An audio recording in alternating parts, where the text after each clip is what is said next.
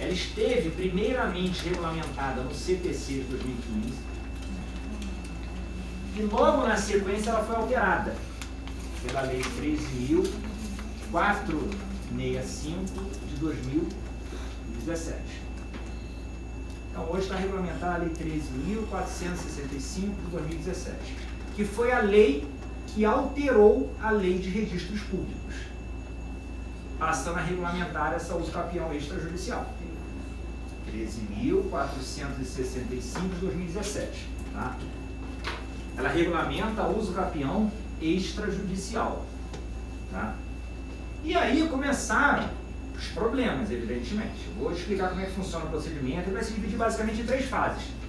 É um procedimento bem simples, assim, razoavelmente simples. Difícil você conseguir tudo que o procedimento te exige, mas não é complicado.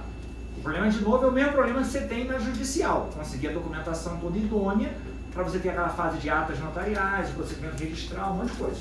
Não é difícil, não é impossível. Dá para você conseguir de boa. Aí veio o CNJ regulamentando a matéria. Anota aí. Provimento 65 de 17 do CNJ. Não tem como você cogitar numa uso capião, não tem como você cogitar numa uso capião sem conhecer esse provimento. Mas aí coisas brasileiras, né?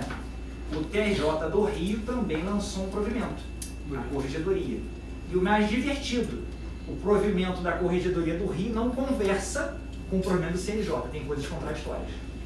Pois é, esse que é uma loucura, né? Provimento 23 da Corregedoria do TJRJ de 2016. Tá? Então você tem um problema sério aqui, né?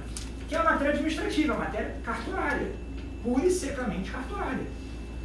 Que é, por exemplo, função da Corregedoria no TJ fiscalizar os cartórios. Está certo. O que se espera é que o CNJ uniformize a matéria. O problema é que a matéria não é tão uniformizada. Tá? Como eu falei com vocês, basicamente, quando você analisar esse procedimento, é bem simples o procedimento. Difícil você materializar as coisas todas que ele pede. Tá? Ele vai se dividir basicamente em 3 fases.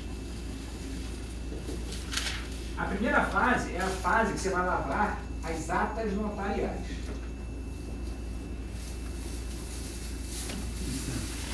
O provimento do TJRJ.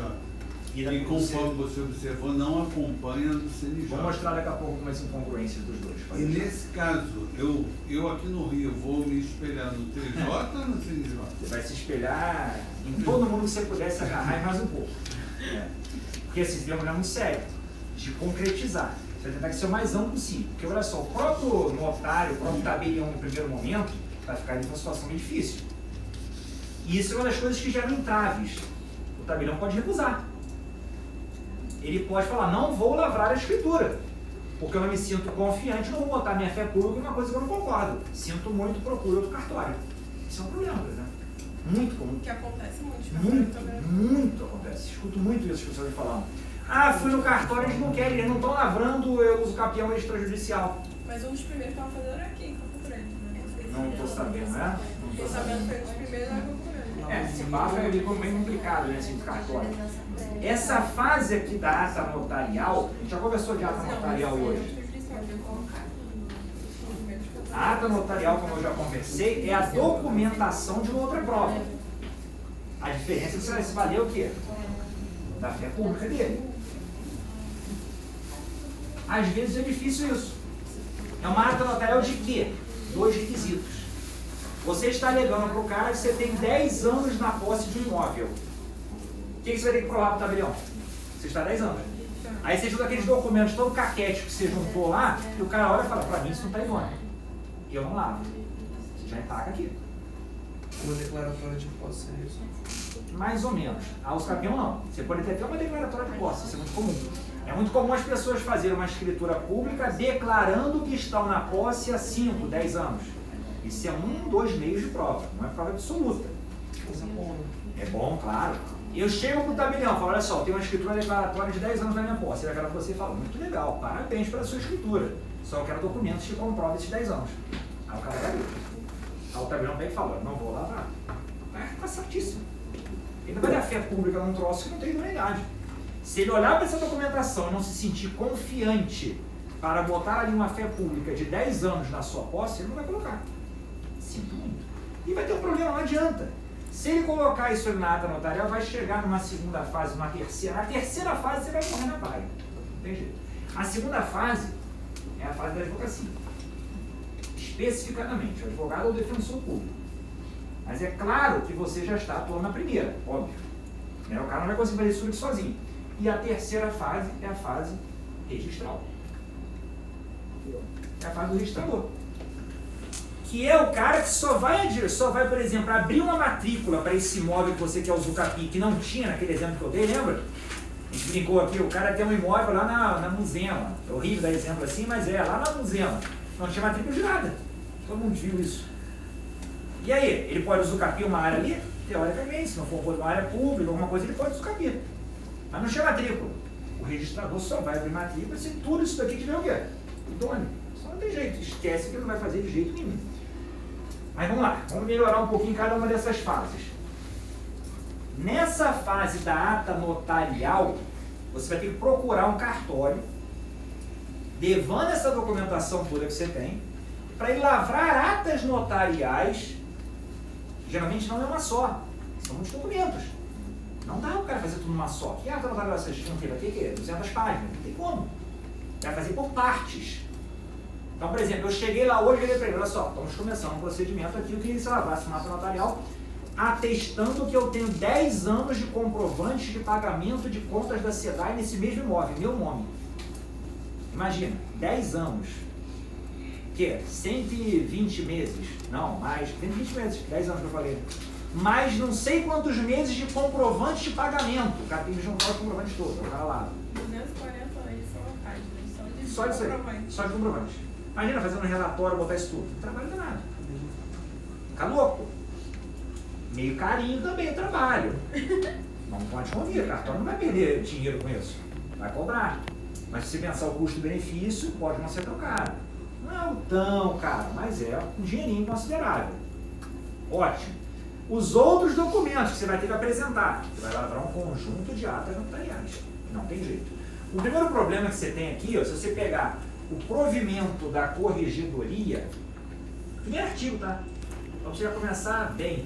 O artigo 1º, ele fala que tem que ser um cartório a livre escolha das partes. Um cartório a livre escolha das partes. Quando você pega o provimento da corregedoria, você vai, o provimento do CNJ, desculpa, você vai no artigo 25, sabe o que ele fala? No cartório localizado no município do imóvel. Ele já limita. Que não é absurdo. Acho razoável, não tem sentido. Isso é fraude, né? As pessoas geralmente fazem fraude. O cara procura um cartório lá do interiorzão de não sei de onde, que tem um amigo que faz isso, que não sei o quê. Você vai ver o cartório que não tem nada a ver. Desconectado com a realidade, com o que está acontecendo. Então fala que é um cartório localizado no município. Convenhamos, dá para você contornar. Não me parece razoável você estar usucapindo um imóvel na Taquara e procurar um cartório no Leblon.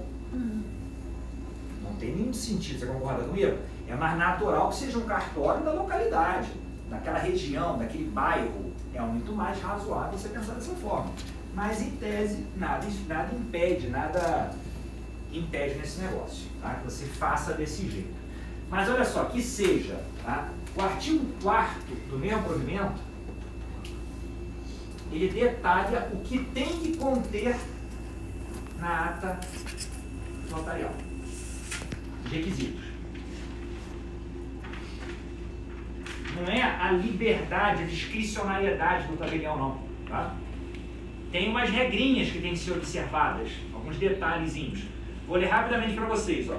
Descrição individualizada do imóvel, substituindo o que é? Aquela planta que a gente estava conversando. O tempo e características da posse. Então você vai ter que detalhar o imóvel. Há quanto tempo você está na posse? Como foi a sua posse? É de boa fé? É de má fé? Como que você entrou lá?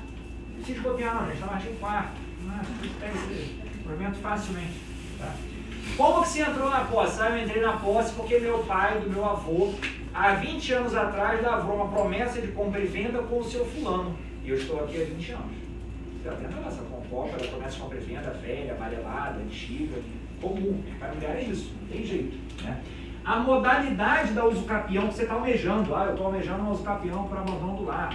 Uma usucapião extraordinária. Acabou. Você vai dar tudo ali. Rol exemplificativo, tá?